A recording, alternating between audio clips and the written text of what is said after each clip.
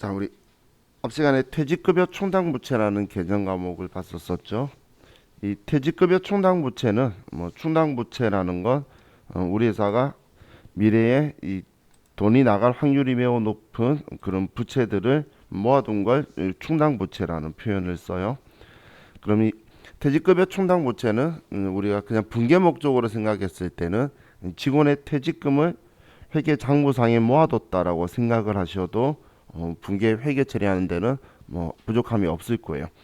근데 이론상 근거로는 올해 발생한 직원들의 퇴직금을 어차피 줘야 되는 거니까 그 해에 비용 처리하는 게 목적이다라고 보시면 돼요. 왜냐하면 직원이 그만뒀을 때 비용 처리하면 직원이 근무한 모든 기간에 발생한 퇴직금을 그 해에 비용 처리하게 되는 모순이 일어나게 되겠죠. 그래서 그 해에 발생한 퇴직금만큼을 비용 처리를 하는데 그 비용 처리한 만큼을 우린 대변에 퇴직급여 충당부채로 모여 있다라고 보시면 돼요. 자, 그럼 이 퇴직급여 충당부채를 올해 발생한 걸 우리가 계산하는 방법이 우리가 그 기말에 딱 한 번만 정리를 할 건데 매일매일 정리하는 게 아니고 그럼 기말에 전 직원이 그만둔다면 지급해야 할 퇴직금의 금액을 먼저 산정하는 거예요. 그걸 퇴직급여 추계액이라고 표현을 해요.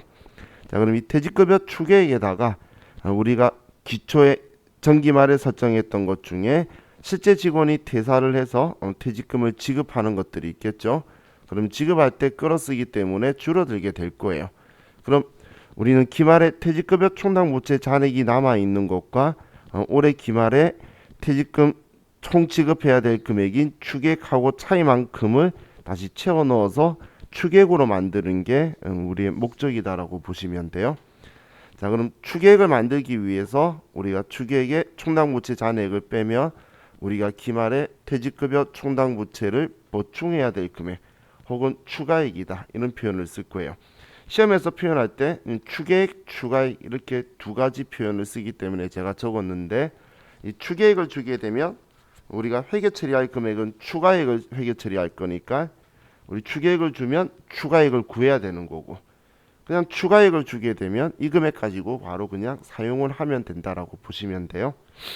자, 그럼 기말에 퇴직급여 추가액만큼 회계 처리하는 건 차변의 퇴직급여 그리고 대변의 퇴직급여 충당부채로 해서 차변의 퇴직급여 개정 과목은 이제 올해 비용 개정 과목으로 처리를 해버리는 거고 퇴직급여 충당부채는 이제 부채로서 직원한테 지급할 때까지 직원한테 줘야 할 퇴직금이다라고 부채로 설정하고 있을 거예요.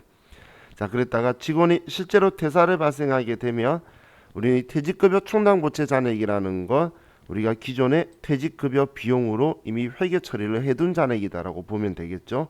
그렇기 때문에 직원이 그만두게 되면 이 퇴직급여 충당부채를 먼저 끌어쓰게 될 거고 자, 그리고 끌어썼을 때에 퇴직금 지급액보다 퇴직급여 충당부채 잔액이 많다면 퇴직급여 충당부채를만 끌었을 건데 만약에 부족하다면 일단 퇴직급여 충당부채를 먼저 끌어쓰고 부족한 부분만큼은 퇴직급여라는 개정 과목을 쓰고 근데 만약에 우리가 퇴직급여 충당부채가 모두 소진될 수도 있겠죠. 그런 경우에는 우리는 그냥 퇴직급여라는 비용 개정 과목만 사용을 할 거예요. 자, 그럼 어제 제가 회계 처리할 때는 이렇게 지급하는 형식만 썼지만 실질적으로는 퇴직금 지급할 때도 우리 퇴직소득세를 원천징수를 해서 직원한테 지급을 할 거예요. 그럼 퇴직금은 지금 여기 6천만 원이다, 5천만 원이다, 3천만 원이다 차별은 다 똑같은 금액인 건데 직원한테 실제적으로 지급하는 금액은 조금 작게 주게 되겠죠. 세금 떼고 줄 거니까. 그럼 그 차이 나는 금액을 우리는 원천징수하고 한 거를 예수금이라고 한다라고 했죠. 그래서 원천징수해서 지급하면 우리가 지급 안 한 부분을 예수금이라고 하고 그건 원천징수 이행사항 신고할 때 지워주면서 세무서에 납부할 거예요. 그렇게도 나오게 될 거예요. 자, 그럼 퇴직급여 충당부채는 본연의 성격이 비유동 부채라서 대변의 개정 과목 위치를 하다가 우리가 사용하게 되면 퇴직금 지급할 때에 우리 그만큼 차변에 써서 감소시키는 건데 우리가 과거에 대손충당금에 대해서 공부를 했었었죠.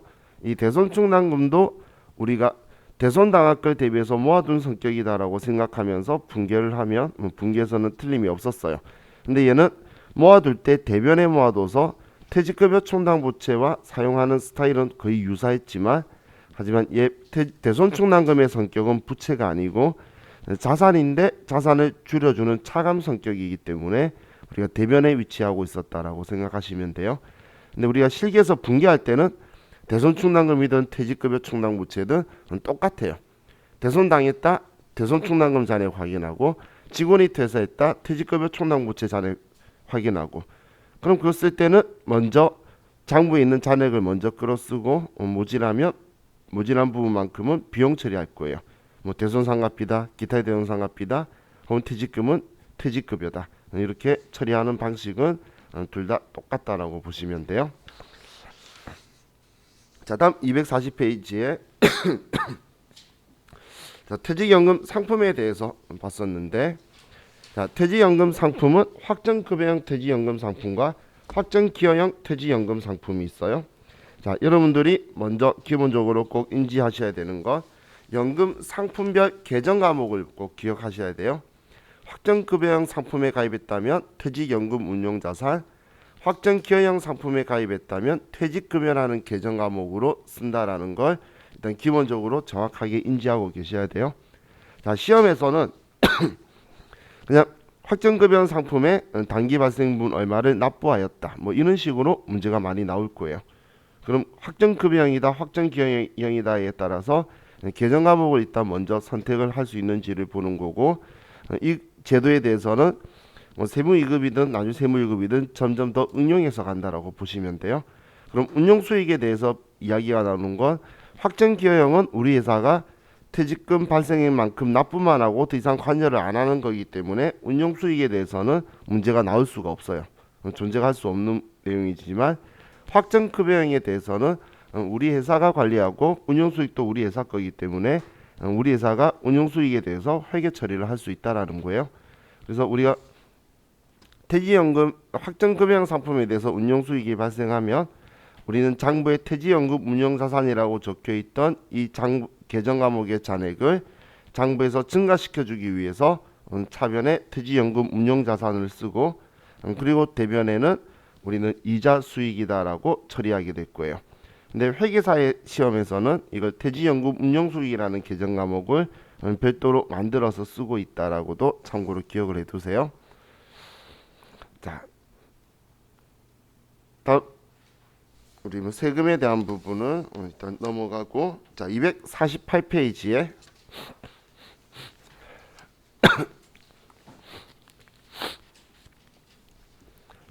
자, 우리 자본에 대해서 어제 봤었는데, 자, 이 자본은 우리 분류들이 많이 있었죠. 계정 과목도 있지만 다른 자산 부채들하고 좀 느낌이 다르게 일단 분류를 여러분들이 정확하게 인지도 하고 계셔야 돼요. 자, 그래서 이 자본은 또 소분류로 자본금, 자본잉여금, 자본조정, 기타 포괄 손익누계액, 이익잉여금으로 분류를 또 소분류로 나누고 있는데, 자, 이 자본에서는 기본 베이스로 가장 중요하다라고 이야기하는 게 우리 자본금이라는 분류 속에 있는 계정 과목 중에 보통주 자본금, 우선주 자본금. 이 중에 보통주 자본금은 그냥 우리가 계정 과목으로 분개할 때 자본금이다라고 쓸 건데, 이 자본금이라는 계정 과목의 금액은 무조건 주식수 곱하기 액면가를 써야 된다는 게 어제 자본 수업 내용에서 제일 중요한 내용이에요. 그래서 자본금 계정 과목에는 액면가를 쓰지 않으면 일단 틀린 거예요.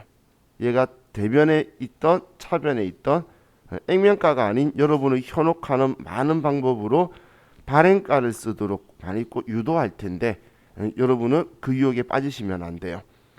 반대로 생각해 보면 우리가 유가증권을 취득하는 문제를 많이 풀게 될 건데, 우리 단기매매 증권이나 매도 가능 증권이나 뭐 이런 것들을 취득하는 분개 풀 텐데, 거기는 반대로 액면가를 쓰면 무조건 틀리는 거예요.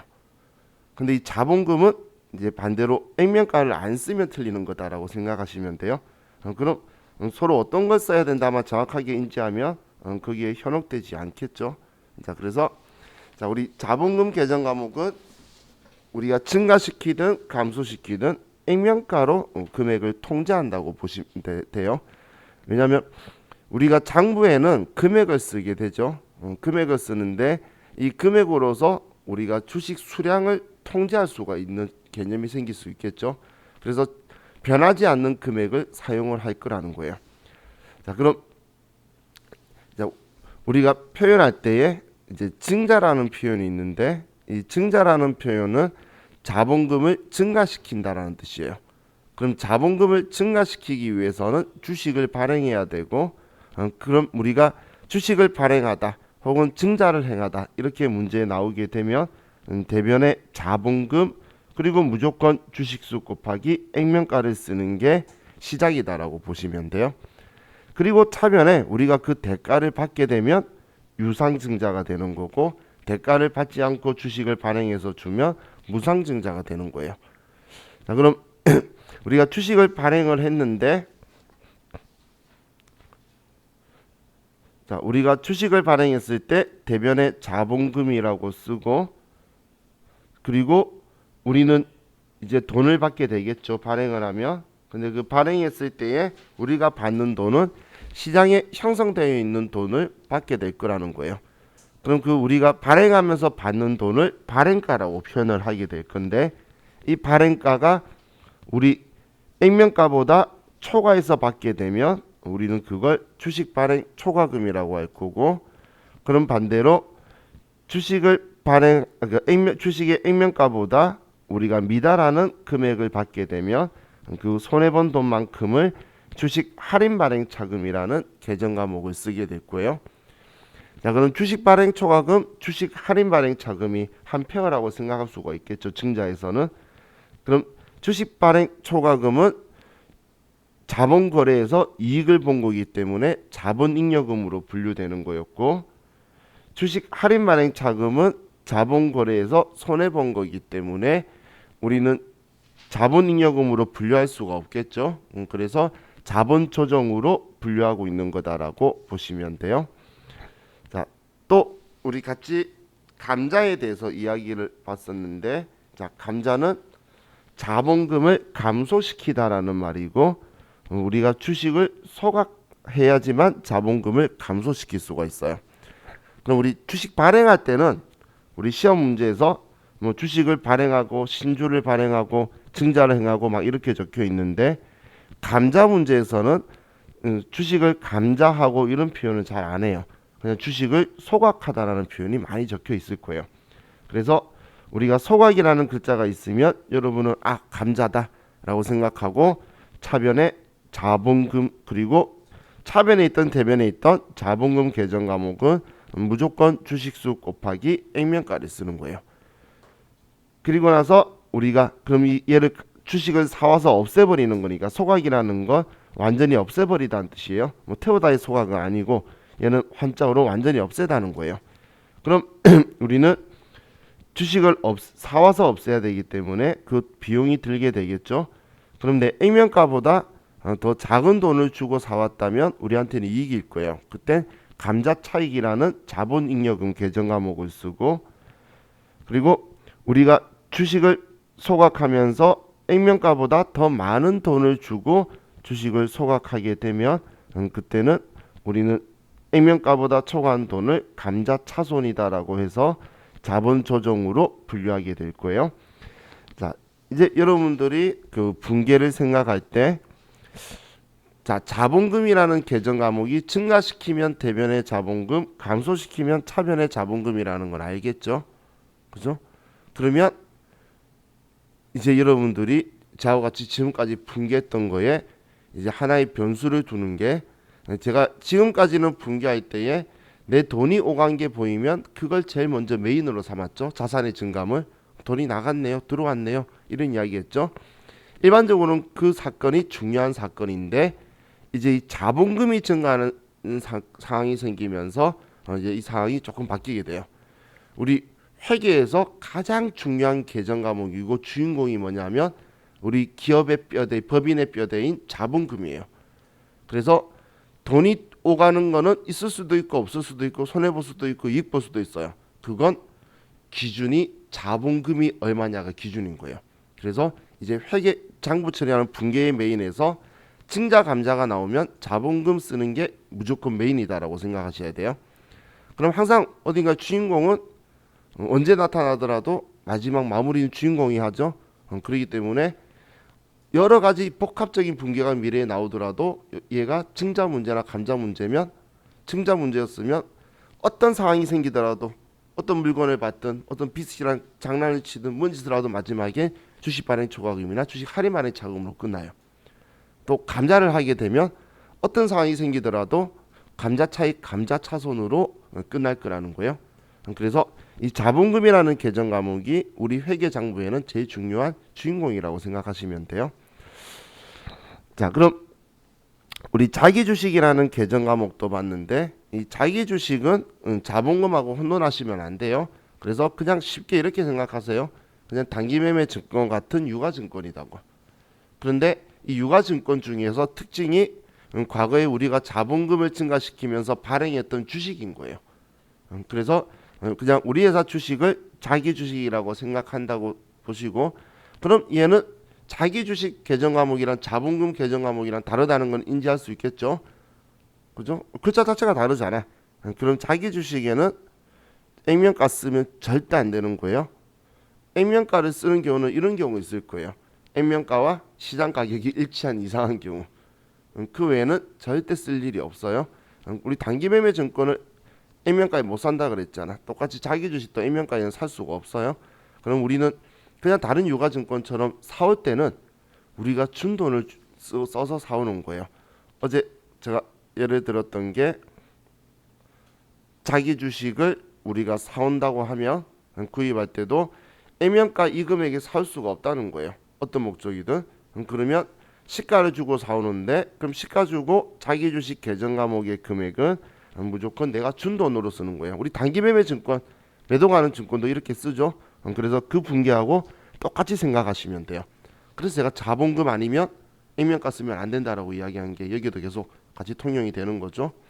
자, 그럼 이 자기 주식을 우리가 팔게 되면 단기매매 증권처럼 그냥 얘를 장부에서 반대쪽에 써서 지워주는 거예요. 그럼 팔 때도 액면가 알려주는 거 쓸데없는 짓을 우리한테 함정으로 계속 주는 거죠. 그렇기 때문에 장부에 적혀있던 금액을 지우고 그리고 나서 돈을 받는데, 그럼 이 자기 주식은 내 장부에 적혀있던 금액보다 많은 돈을 받으면 자기 주식 처분 이익인 거고, 장부에 적혀있던 금액보다 작게 받으면 자기 주식 처분 손실이 되는 거예요. 그럼 다른 여러 유가증권하고 똑같은 방식의 회계 처리를 하는데, 그래도 얘는 우리 회사 주식이니까 회계에서는 자기 주식 계정 과목의 분류를 자산으로 안 두고 자본으로 두고 있다는 거예요. 그렇기 때문에 이 거래, 자기 주식을 사고 파는 거래를 자본 거래로 볼 수밖에 없고, 그것 때문에 자기 주식 처분 이익은 자본 잉여금으로 두고 있고 자기 주식 처분 손실은 자본 조정으로 두고 있다라고 보시면 돼요. 그럼 자기 주식하고 자본금하고도, 그래서 여러분들이 헷갈리시면 안 돼요. 자, 다음 우리 자본 조정이라는 분류는 이제 여러분들이 오해하지 말라고 말씀드렸죠. 우리 자본 조정은 자본 잉여금의 반대 성격의 분류가 아니라 우리 자본 조정은 자본금이나 자본 잉여금으로 분류되지 않는 계정 과목을 모두 다 모아둔 거라고 했어요. 그렇기 때문에 자본 잉여금은 자본 간의 거래에서 이익 본 게 있는 거니까 이익 본 게 아닌 게 여기 자본 조정에 들어와 있으니까 반대되는 계정 과목도 들어와 있는 거예요. 그래서 자본 조정 계정 과목은 엄청 많다고 생각하시면 돼요. 그래서 자본 거래에서 임시 성격인 계정 과목이에요. 얘는 추후에 조정되어서 소멸시킬 거라서 자본 조정이라는 표현을 쓰고 있는 분류다라고 보시면 돼요. 자, 그럼 이제 우리 납입 자본들 말고 이제 손익 자본 중에 기타 포괄 손익 누계액을 봤었는데, 자, 이 기타 포괄 손익 누계액은 우리 미실현 보유 손익을 모아두는 곳이에요. 한마디로 실제로 아직 실현되지는 않았기 때문에 손익 계산서로 보내기에 적절하지가 않는 거예요.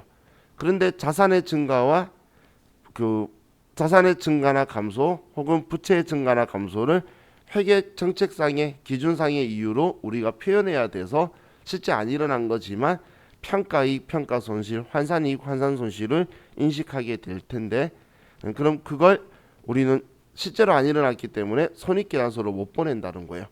그럼 손익계산서로 보내기 전까지 우리가 임시적으로 모아두는 성격이 재무상태표에 둬야 되는데 그걸 우리가 자산을 증가시키면서 또 반대쪽에 평가한 걸 자산에 분류하면 말이 안 되겠죠. 그렇다고 해서 예를 들면 매도가는 증권이 증가했는데 이걸 부채가 늘어났다고 표현하는 건 말이 안 되잖아요. 그렇기 때문에 분류해 두는 것이 자본 쪽이 될 거고 이 자본에서 기타 포괄 손익 누계액이 우리는 그 미실현 보유 손익을 모아두는 자본의 분류다라고 보시면 돼요. 우리 손익인데 실제로 안 일어난 것까지 전부 다 포괄적으로 계산할 때 사용하는 누계액이란 뜻이에요. 그래서 우리 손익계산서도 일반 기업 회계 기준은 손익계산서를 쓰는데 우리 한국채택국제회계 기준에 같은 경우는 포괄 손익계산서를 써요. 그 포괄 손익계산서하고 손익계산서의 차이가 뭐냐면 단기 순이익에다가 기타 포괄 손익 누계액을 같이 포함해서 포괄 손익을 내냐 안 내냐의 차이다라고 보시면 돼요. 포괄 손익계산서는 마지막 아래 하단에서 실제로 일어나지 않은 것까지도 전부 다 가감을 해서 전체 포괄 손익이다라고까지 보여준다. 이 차이다라고 보시면 이걸 알면 여러분들이 주식하실 때 손익계산서 보셔도 좀 더 이해가실 거예요. 그냥 손익계산서가 아니고 포괄 손익계산서라고 적혀 있을 거예요. 그럼 마지막 마무리가 조금 틀린 것처럼 좀 더 적혀 있을 뿐이에요. 자, 그럼 이 기타 포괄 손익 누계액에서는 여러분들이 꼭 기억해 두실 게 유가증권 할 때도 이야기하고 자본 이야기할 때도 하는 매도 가는 증권 평가이익 평가손실은 우리 자본으로 분류되는 기타 포괄 손익 누계액이라는 걸 잊지 않으시면 좋을 것 같아요. 자, 이거 말고도 자본 계정 과목 이야기하면서 평가나 환산이라는 이런 글자가 있으면 얘는 실제로 안 일어난 거네 기타 포괄 손익 누계액으로 분류해야겠다. 이렇게 보시면 좋겠고 다음 이익잉여금에 대해서 봤는데 자, 이익잉여금은 분류예요. 그럼 이 이익잉여금에는 우리 법정적립금, 기타 법정적립금, 임의적립금, 미처분 이익잉여금 이렇게 또 네 분류를 할 수가 있는데 이 법정적립금은 우리 이 자본에 대해서 주로 다루고 있는 상법에서 정하는 상법이라는 법에서 정하고 있는 적립금이에요. 그럼 무조건 지켜줘야 된다라는 거예요. 그럼 이 법정적립금 개정 과목으로는 이익준비금이라는 개정 과목이 있는데 이 이익준비금이라는 개정 과목은 우리 회사의 자본 금액의 절반에 도달할 때까지인데 자본금의 2분의 1에 이익준비금이 도달할 일은 없다고 보시면 돼요. 현실적으로.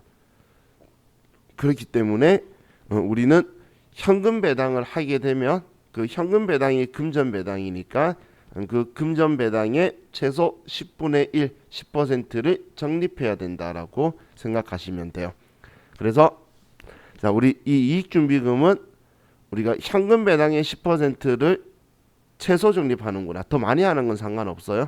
이렇게 해서 여러분들이 기억을 좀 해주시면 좋겠어요. 자, 그리고 기타 법정 적립금이나 임의 적립금은 여러분들이 신경 쓸 필요가 없어요. 왜냐하면 우리 기타법에 대해서는 세무이급까지 시험 챕터가 아니에요. 세무이급도 거의 안 나와요. 그렇기 때문에 여기에서 다룰 이유는 절대 없고 상법 이외이기 때문에 임의 적립금은 정말 임의적이기 때문에 꼭 해야 되는 게 아니에요. 그러면 이걸 쓰고 싶으면 우리가 문제에서 대놓고 말해줘야 되겠죠. 빚 갚고 싶어서 감채적립금 모아둘 거다. 공장 더 짓기 위해 증설하기 위해서 사업 확장 적립금 모아두겠다. 대놓고 말하기 때문에 따로 공부할 필요 없어요. 그럼 이제 이 미처분 이익잉여금이라는 개정 과목이 있는데 분류가 있는데 이 미처분 이익잉여금 가지고 우리는 배당을 할 거고 그 배당하는 개정 과목이 2월 이익잉여금이 되는 거예요. 그럼 이 2월 이익잉여금은 장부에는 자본이니까 대변에 쌓여 있다가 우리가 배당하거나 적립금을 쌓을 때 그 금액만큼 2월 이익잉여금을 차변에 써서 줄여가면서 우리가 분계를 해줄 거예요. 그래서 이 2월 이익잉여금이 우리가 이제 나중에 배당하는 분계를 공부를 할 건데 배당할 때에 이 2월 이익잉여금을 조절하는 걸 보게 될 거예요. 자, 우리 여기까지가 저와 같이 앞 시간에 공부를 했던 거죠. 자, 그럼 오늘 이제 연결해서 좀 더 보도록 할게요. 자, 그럼 어제 우리 증자에 대해서 제하고 이야기를 한 게 있었는데, 자, 오늘은 시험에서 자본에 대해서 이야기한다면 매우 중요한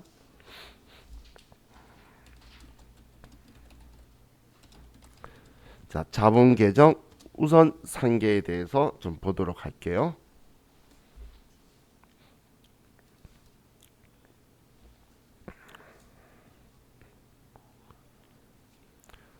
자, 자본 계정 우선 상계에서 자, 먼저 첫 번째 자, 예를 들어가면서 볼게요. 자, 우리 회사가 이제 증자에 대해서 하는 거예요. 자, 증자를 하는데 1차 증자를 해요.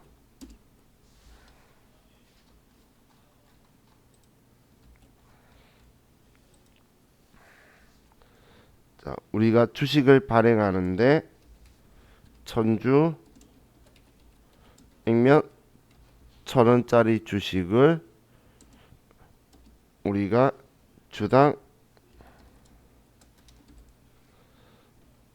1,200원에 발행을 하는 거예요. 자, 전부 다 현금 수령으로 발행이 됐다고 볼게요. 자, 그럼 우리가 주식을 발행을 하면 대변에 자본금이 올 거고, 이 자본금은 무조건 주식수 곱하기 액면가니까 100만 원이 되겠죠. 자, 그리고 차변에 우리가 돈을 받는데 우리는 시가로 발행을 하게 될 거니까 120만 원을 받게 되겠네요. 그럼 차이나는 이 20만 원을 우리는 주식 발행 초과금이라는 계정 과목을 쓰게 될 거예요.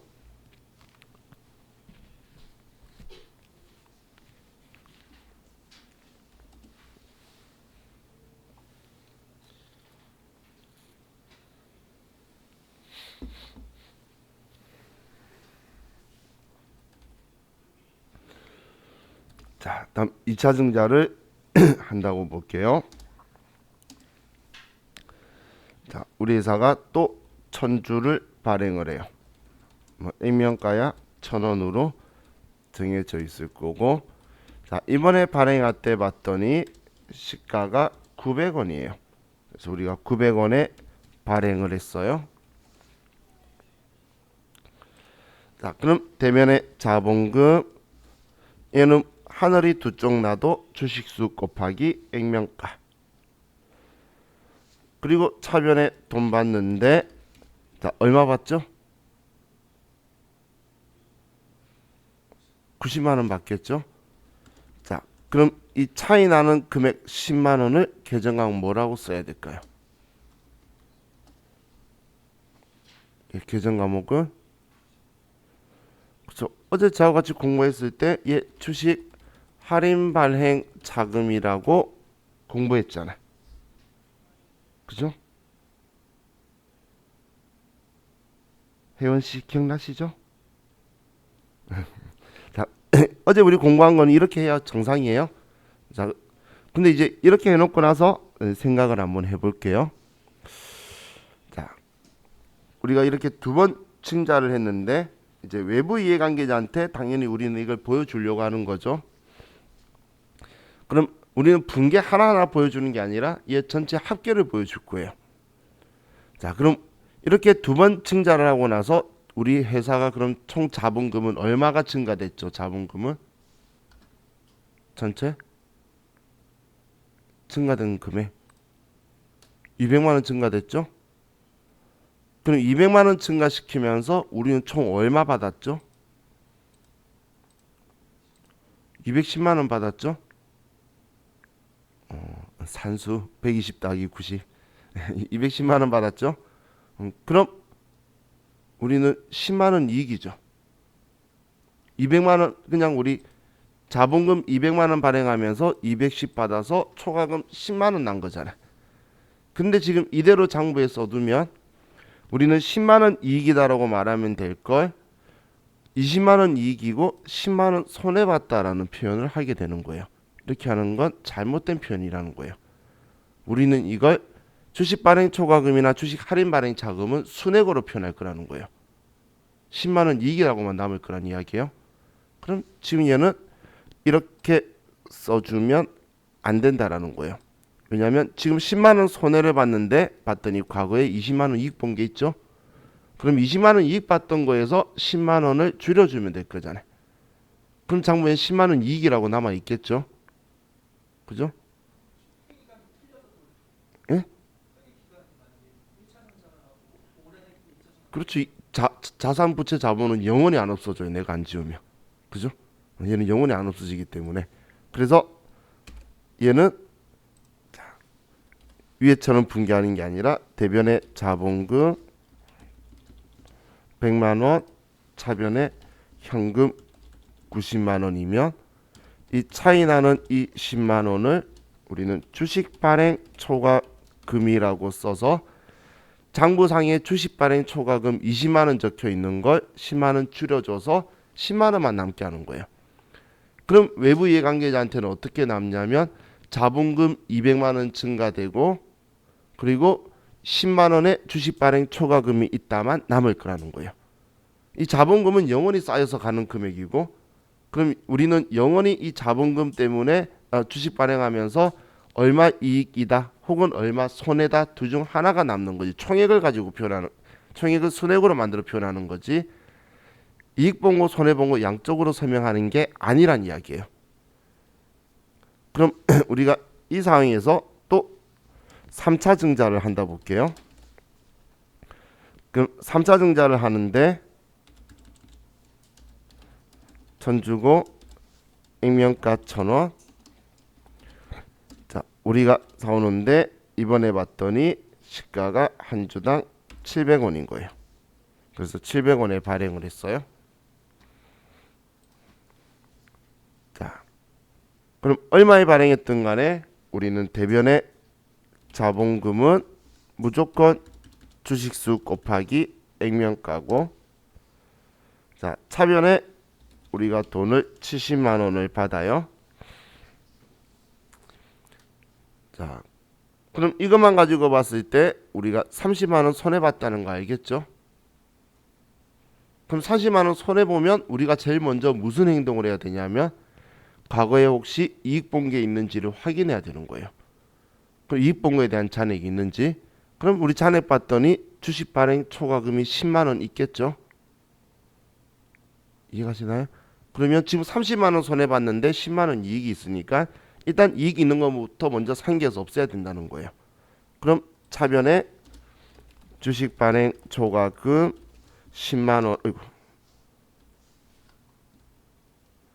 자, 주식 발행 초과금 10만 원을 먼저 지우고 이제 나머지 20만 원은 손해 본 거죠. 그래서 주식 할인 발행 자금이다라고 써주게 될 거예요. 그럼 내 장부를 보면 나는 총 300만 원의 자본금을 증가시켰다고 장부에 적혀 있겠죠.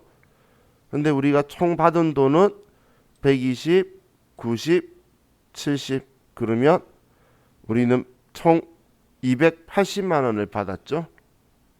그죠? 120, 90, 70 하면 그렇기 때문에 장부에 우리는 300만 원만큼 액면가 증자하면서 20만 원 손해 봤다 실질적으로라고 외부 이해관계자한테 보여줄 수 있다는 거예요. 그죠?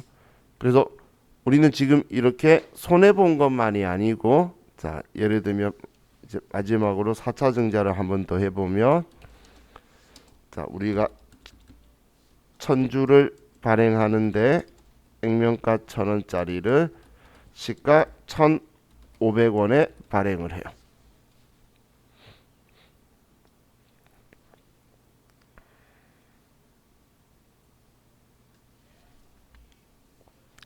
자, 그럼 우린 대변의 자본금. 자, 이 자본금 금액은 얼마죠? 그렇죠. 얘는 무조건 100만 원이죠. 얘는 그냥 불변이에요. 뭐 얼마에 어떻게 했다 상관없이 무조건 100만 원이고, 우리가 돈 받기를 150만 원에 받았어요. 그럼 50만 원 이익이네. 그럼 그때 우리가 먼저 확인하는 게 바로 주식 발행 초과금 가는 게 아니라, 그럼 혹시 주식 할인 발행 차금 있는지. 그럼 주식 할인 발행 차금이 20만 원 있네. 그럼 얘 20만 원을 먼저 우선 상기하는 거예요.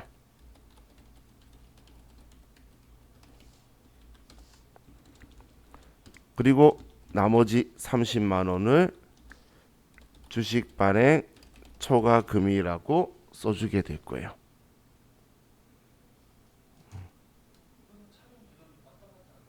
증가 감소. 대변에 있으면 증가, 차변에 있으면 감소인데, 할인 발행 차금은 차감 계정으로 생겼다가 반대 쓰면 지우는 거고, 주식 발행 초과금은 생길 때 대변에 생기는 거고, 주식 할인 발행 차금은 차변에 생기는 거죠. 그럼 지운 거니까 감소. 반대 쓰면 지우는 거.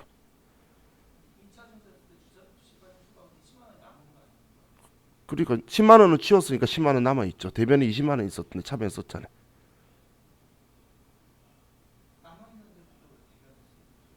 예? 10만 원 남았잖아요. 그러니까 10만 원 지웠으니까 10만 원 남죠. 20만 원이었잖아요. 10만 원 지우면 10만 원 남죠. 지우는다. 즉 분기하실 때 자산의 증가, 부채의 감소, 부채의 증가 뭐 이런 거 있죠. 생각하지 마세요. 그 생각하시면 안 돼요. 이 생각하는 거예요. 처음에 장부에 어디 썼지? 대변. 그럼 반대쪽에 있으면 지우는 거예요. 처음에 어디 썼지를 생각하셔야 되는 거예요. 그럼 지금 얘는 처음에 주식 발행 초과금은 대변에 썼죠. 그럼 반대 쓰면 걔 지우고 있는 거예요. 주식 할인 발행 차금은 차변에 먼저 썼잖아요. 반대 쓰면 걔 지우고 있는 거예요. 그 원리를 생각하셔야 돼요. 왜냐면 처음 쓰는 자리가 장부상의 자기 자리인 거예요. 그래서 그걸 생각 먼저 하셔야 돼요. 그러다가 나중에 이제 생각하시는 거예요. 얘 성격이 뭐였지를 이제 그때 생각하면서, 얘는 지금까지 내가 대변에 썼는데 자산이네. 그럼 자산의 차감 계정이었나 보다. 이건 이제 뒤에 생각하시면 되는 거예요. 그래서 순서가 지금 너무 빨리 가셔가지고 막 더 헷갈리실 거니까. 자, 그럼 지금 제가 이야기하고 있는 이 내용을 249페이지에 보시면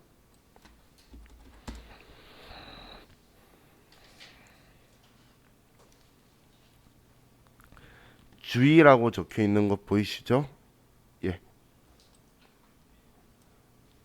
중간에 보시면 249페이지에 지금 이걸 제가 설명드린 건데, 얘가 자본 거래 분기하는 데에서는 매우 중요한 거다라고 보시면 돼요. 이는 자본 거래에서 아주 중요한 내용인 거예요.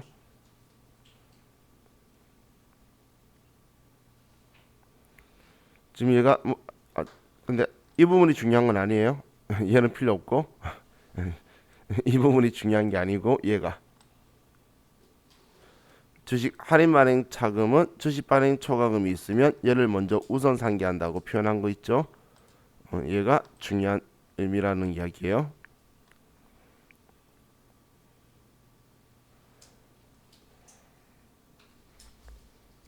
자, 그럼 우리 자본 거래에서는 이것만이 아니고,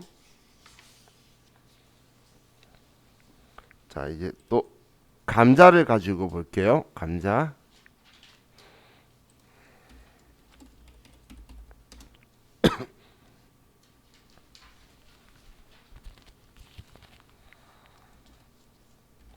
자, 1차 감자를 하는데, 자 우리가 천주를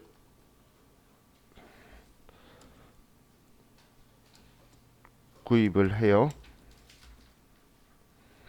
소각 목적으로 액면가 1,000원짜리를 시가 이번에는 700원.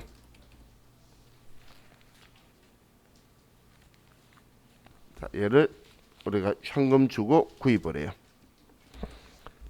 자, 그럼 감자를 한다라고 하면 차변에 자본금, 얘는 무조건 주식수 곱하기 액면가라 그랬죠. 그러면 100만 원을 쓰고 대변에 현금으로 70만 원을 지급했다.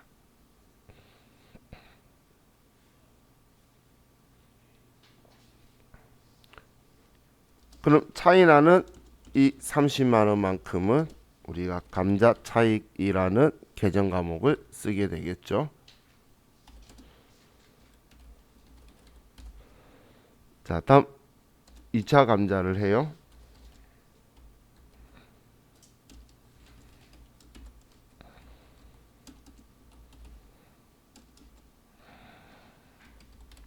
자, 2차 감자를 하는데 시가가 주당 1,100원인 거예요.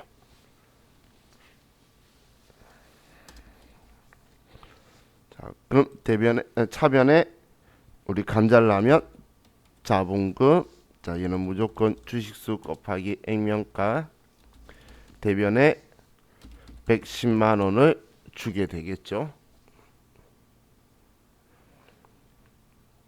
자, 그럼 이런 상황에서 우리가 보면 10만 원의 감자 차손이 나와야 되죠. 그런데 우리는 자본거래는 지금 자본잉여금, 자본조정 우리가 이야기했던 이 자본 계정 과목들, 뭐 기타 포괄 손익누계액이든 전부 다 특징이 내가 장부에 한번 쓰면 반대쪽에 지워주지 않으면 영원히 남는다는 거예요. 그렇기 때문에 서로 반대되는 성격이라는 건 알겠죠. 감자 차익, 감자 차손. 그럼 얘네들은 순액으로 보여주는 거지. 우리 회사가 법인이 10년 동안, 20년 동안, 50년 동안 있으면서 수많은 증자 감자를 반복할 거예요. 근데 그 기록을 쌓아가는 게 아니라는 거예요.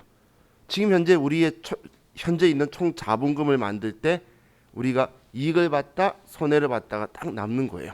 그렇기 때문에 얘도 무조건 우선상계를 하는 거예요. 그럼 지금은 우리가 증자하면서 이런 표현인 거죠. 자본금 200만 원 감소시키면서 총 180만 원 든 거잖아. 그러면 20만 원의 감자 차익만 장부에 남아 있어야 되는데 지금 현재 감자 차익이 30이 있죠. 그래서 10만 원을 줄여주는 거예요. 그래서 여기에 10만 원이 우리는 감자 차손이 아니라 감자 차익으로 해서 대변에 있는 얘를 지워주기 위해서 쓴 거예요. 그러면 외부 이해관계자한테는 정확하게 감자 자본금이 줄어든 것과 그리고 감자하면서 들어간 돈에 대한 거래에 대한 차익 차손을 정확하게 우리 직관적으로 보여줄 수가 있겠죠. 그죠? 수익과 비용은 그의 외부 이해관계자가 내가 지금 100만 원 남겼는데 얼마 수익에서 얼마 비용 빼서 100만 원인지가 관심이 있어요. 그런데 왜냐면 300 벌어서 200 비용 나가고 100만 원 남은 건지 1억 벌었는데 9,900만 원 나가고 100만 원 남은 건지 이건 당연히 관심이 있을 수밖에 없어요. 하지만 자본에서는 그게 중요한 게 아니라는 거예요. 우리 회사의 뼈대인 자본금이 들어왔는데 그때 이 자본금 순수한 뼈대가 들어오면서 손해보면서 됐는지 이익 보면서 됐는지 이게 중요한 거지 얼마의 규모로 움직였다라는 건 그게 중요 요소가 들어가지가 않아요. 그래서 얘 증감을 따로따로 하나씩 보여줄 건데 그 보여주는 게 우리 전에 재무제표에서 자본변동표라는 거예요. 그래서 지금 우리 봤던 그 5개 분류 있죠. 그 하나하나를 매 회계 기간마다의 증감을 또 외부 이해관계자한테 보여주게 될 거예요. 그게 지금 얘네들이 들어간다고 보시면 돼요. 자, 그럼 이제 3차 감자만 해봐도 여러분들이 느낌 잡을 수 있겠죠. 자, 3차 감자로 자 천주 액면가 1,000원. 자, 이번에 시가가 1,500원이에요. 그럼 차변에 자본금 100만 원을 지워주고 하는 돈을 현금으로 150만 원을 줬다. 그럼 우리는 지금 50만 원만큼 감자 차손이 나온다라는 생각이 들면 감자 차익이 있는지를 확인해야 되겠죠. 그럼 감자 차익 얼마 있죠? 20만 원 있죠. 그래서 얘를 먼저 우선 상계할 거다라고 보셔도 되고 또 그냥 우리 전체 흐름으로 가지고 한번 보면 300 감자 하는데, 그런데 우리가 지금 들어간 돈이 총 얼마죠? 상수가 안 돼. 330만 원 들어갔죠? 그죠? 갑자기 산수가 안 됐어요. 그럼 300 없앴는데 330만 원 돈이 들어갔으니까 30만 원 감자 차손이라고 장부에 남아 있어야 될 거다라고 생각할 수도 있겠죠. 전체 금액으로 봤을 때. 그래서 우리는 먼저 20만 원만큼 감자 차익을 우선 상계에서 지우고, 다음 감자 차손을 우리가 상계에서 먼저 얘를 또 장부에 기록해 줄 거라는 거예요. 얘는 지우기 위해서 상계하기 위해서 온 거고, 우리가 지워주는 걸 상계한다고 표현을 해요. 반대쪽에 써서 지워주는 걸 상계한다. 이거하고 또 다른 표현이 상계가 아니고 계상한다라는 건 장부에 기록해서 인식시킨다는 거고, 상계와 계상 글자 두 개 다른데 느낌도 완전 다르죠. 자, 그래서 지금 보면 제가 두 개 했는데, 증자에서는 그래서 우리한테 주식 발행 초과금과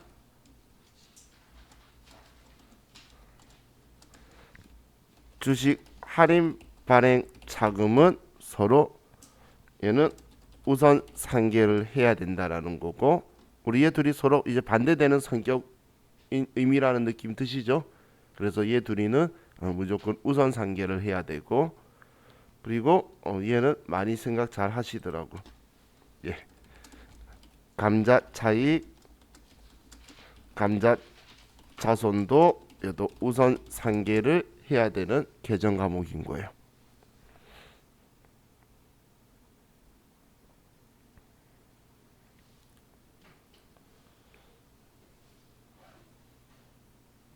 자, 이렇게 하면 자, 우리 두 개 받고, 자, 우리 시간 50분 정도 됐으니까 쉬었다가 이제 좀 더 신기한 자기 주식이라는 놈의 우선 상계를 볼게요.